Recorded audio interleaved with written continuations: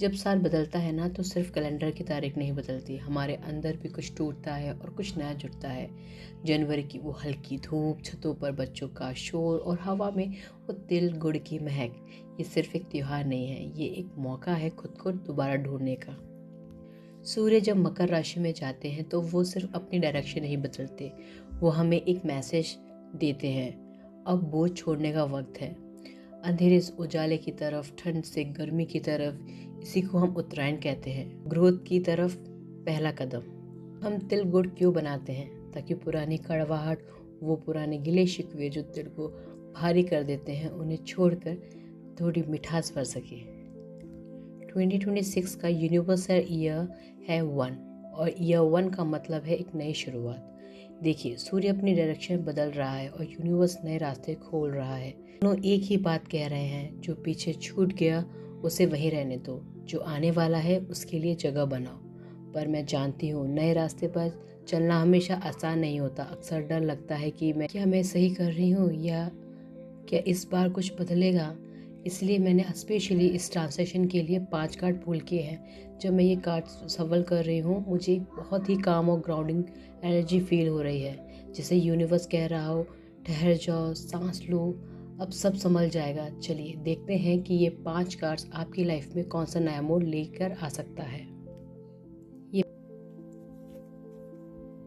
ये पहला कार्ड एक क्लियर मैसेज देता है, अपनी डायरेक्शन डिसाइड करो और पूरे कॉन्फिडेंस के साथ आगे बढ़ो। रास्ते में थोड़ी रेसिस्टेंस हो सकती है, लेकिन कंट्रोल अब आपके हाथ में है। अगला कार्ड 2 ऑफ पेंटिकल है।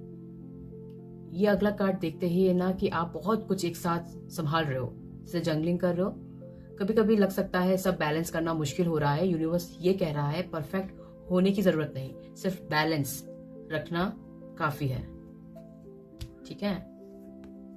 एस ऑफ स्वॉर्ड्स, इस कार्ड के साथ एक शार्प क्लैरिटी आती है। जो कंफ्यूजन था, जो सवाल दिमाग में घूम रहा था, अब उसका जवाब मिलने वाला है। सच क्लियर दिखेगा और डिसीजन लेना इजी हो जाएगा। ओके। 4th card,